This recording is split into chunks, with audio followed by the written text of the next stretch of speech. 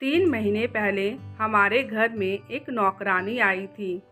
वैसे तो मुझे नौकरानी की ज़रूरत नहीं थी, क्योंकि हमारे घर में सारे काम करने के लिए अलग अलग नौकर थे। लेकिन मेरे पति कहने लगे, मैं तुम्हारे लिए एक 24 घंटे वाली नौकरानी लेकर आ रहा हूँ। मैंने अपने पति को मना भी किया, लेकिन उन्होंने मेरी एक भी बात नहीं सुनी और मेरे लिए 24 घंटे के लिए एक नौकरानी लेकर आए। मेरे पति कहने लगे, अरे ये नौकरानी तुम्हारा हर छोटा मोटा काम करके देगी, तुम्हें बार बार परेशान नहीं होना पड़ेगा। मैंने भी सोचा, सही है, कुछ समय के लिए देख लेते हैं, अगर अच्छी लगी तो आगे के लिए भी रख लेंगे। लेकिन हद तो तब हो गई जब मेरा पति आए दिन उसके आगे पीछे डोलता रहता था। एक दिन मेरे पति को मैंने नौकरानी के कमरे में देख लिया। मेरा नाम अनीता है और हमारी शादी को 4 साल गुजर गए थे, लेकिन मेरी अभी तक कोई औलाद नहीं हुई थी। मेरे घर में मेरे पति, मैं और मेरे ससुर जी हैं। वैसे तो हम लोग बहुत पैसे वाले हैं और हमारे घर में किसी चीज़ की कोई कमी नहीं है, बस एक औलाद की कमी है। लेकिन फिर भी मेरे पति ने कभी मेरे ऊपर कोई उंगली नहीं उठाई। हम लोगों ने टेस्ट करवाया था, मेरे अंदर कमी निकली थी, मैं कभी माँ नहीं बन सकती थी। फिर भी मेरे पति कभी भी कुछ नहीं कहते थे। बस मेरे ससुर कभी कभी बहुत दुखी हो जाते थे। इतने बड़े घर में शैतानी करने वाला कोई बच्चा नहीं है। एक दिन मेरे पति काम के सिलसिले में 10 दिन के लिए शहर से बाहर गए और जब लौट कर आए तो उसके अगले दिन ही मेरे लिए एक नौकरानी लेकर आए। वह औरत कहीं से भी नौकरानी नहीं लगती थी, देखने में बहुत ही सुंदर थी और सही घराने की लगती थी। हमारी नौकरानी का नाम था मनीषा और मनीषा शादीशुदा थी। मनीषा ने घर में आते ही सबके दिलों में जगह बना ली और खासकर मेरे पति और मेरे ससुर जी के दिल में जगह बनाई हुई थी।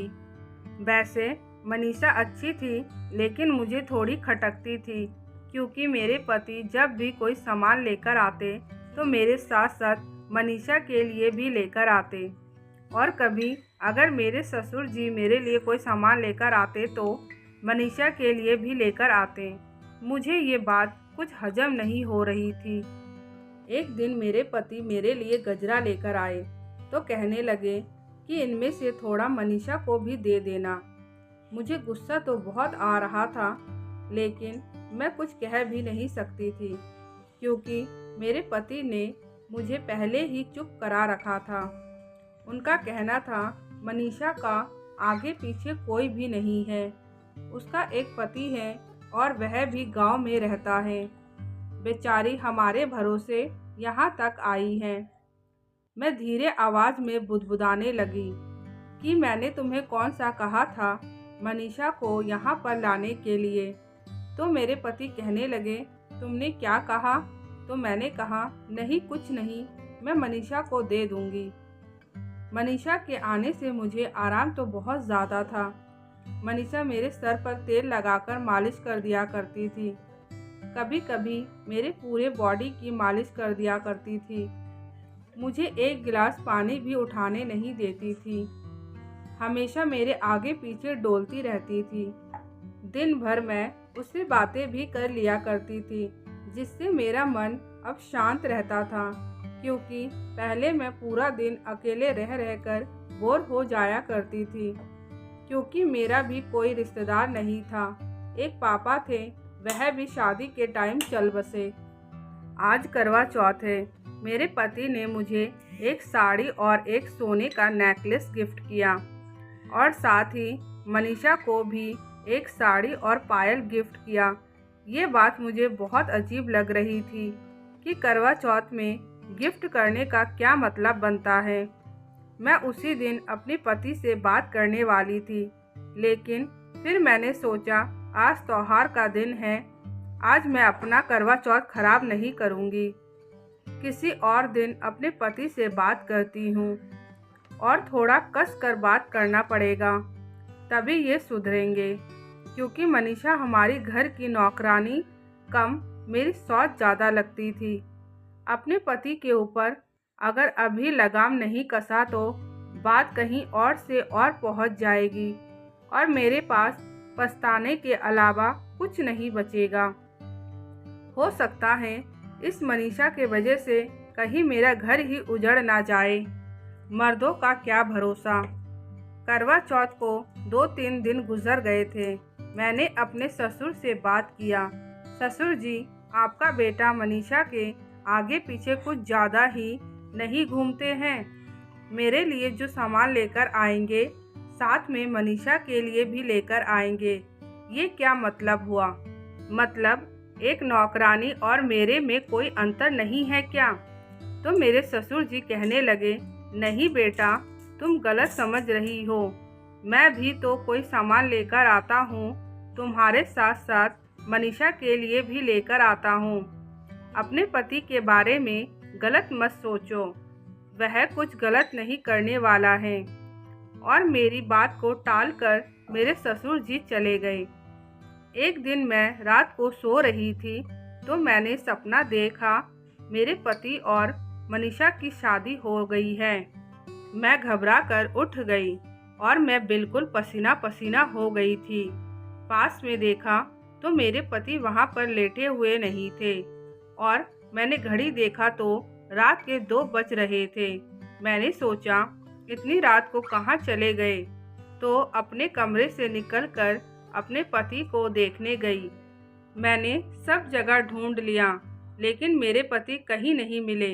जैसे ही मैं अपने कमरे की तरफ जाने लगी, मुझे ऐसा लगा जैसे मेरे पति की आवाज़ मनीषा के कमरे से आ रही थी।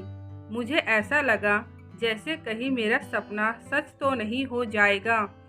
जैसे ही मैंने मनीषा के कमरे का दरवाज़ा खोला तो वहाँ पर कोई भी नहीं था।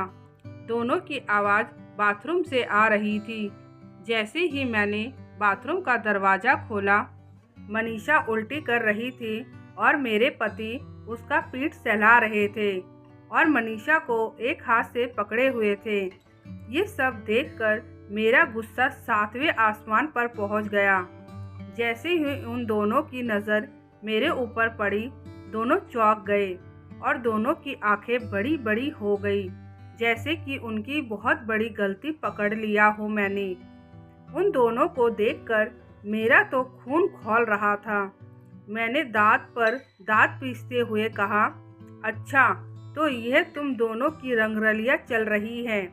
मैंने अपने पति को कहा, मेरे से पूरा नहीं पड़ता है तो रात को इसके पास आ जाया करते हो। और इस उल्टा को देखो कैसे मेरे पति के साथ चिपकी हुई है। बेशरम कहीं की। मुझे दीदी बोलती हैं और मेरे पीठ पीछे मेरे पति के साथ अपना बिस्तर गर्म कर रही है। ये सब करते हुए तुझे जरा सी शर्म भी नहीं आई? और मैं तुझे क्या बोलूं जब अपने ही सिक्के में खोट हो तो। मैंने मनीषा का हाथ पकड़ा और उसे खींचते हुए घर से बाहर लेकर जा रही थी। इतने में मेरे पति ने कहा, तुम क्या कर रही हो? मैंने कहा, इस बेशर्म को घर से बाहर निकाल रही हूँ। तो मेरे पति कहने लगे, इतनी रात को बेचारी कहाँ जाएगी? मैंने कहा, हाँ, आपको तो यह बेचारी ही लगेगी, आपका जो ज़रूरत पूरी कर रही है। मैंने मनीषा को धक्के मारकर घर से निकाल दिया और दरवाजे को बंद कर लिया। मेरे पति ने कहा, ये क्या पागलपंती है? मनीषा माँ बनने वाली है, उसके साथ ऐसा मत करो। मेरे पति की बात सुनकर मेरे शरीर के रोंगटे खड़े हो गए कि बात यहाँ तक पहुँच गई है। तब मैंने अपने पति को खींचकर जोरदार गाल पर थप्पड़ मार दिया। तो मेरे पति कहने लगे, हाँ, तुम्हें जितना मुझे मारना है मार लो, लेकिन मनीषा को अंदर ले लो। तो मैंने कहा, उस बेशरम के ऊपर इतनी दया आ रही है? तो मेरे पति कहने लगे, इसमें मनीषा की कोई गलती नहीं है, सारी गलती मेरी है। आज मैं तुम्हें सारी हकीकत बताने जा रहा हूँ। मेरे पति ने जो मुझे बताया उससे मेरे सर पर आसमान टूट पड़ा। जिस मनीषा को तुम घर से निकाल रही हो वह मेरी पहली पत्नी है और तुम मेरी दूसरी पत्नी हो। जब मैं गांव से शहर जॉब ढूंढने आया था तो मैं पहले से ही शादीशुदा था। मैंने मनीषा से प्यार करके शादी करी थी। मैं मनीषा को गांव में ही छोड़कर शहर जॉब ढूंढने आया था। जब मेरी 1 साल तक कोई खबर नहीं मिली तो मनीषा मुझे ढूंढते हुए शहर आ गई। मनीषा के पास मेरा जो एड्रेस था अब मैं उस एड्रेस पर नहीं रहता था। मनीषा जब मुझे ढूंढते ढूंढते थक गई उसने एक होटल में जॉब पकड़ लिया और इसी आशा में यही रह गई कि मैं कभी तो उसको मिलूँगा। इसी बीच जब मैं गांव पहुंचा मनीषा और पापा को लेने के लिए तो मुझे पापा से पता चला कि मनीषा शहर निकल चुकी है ढूंढने के लिए।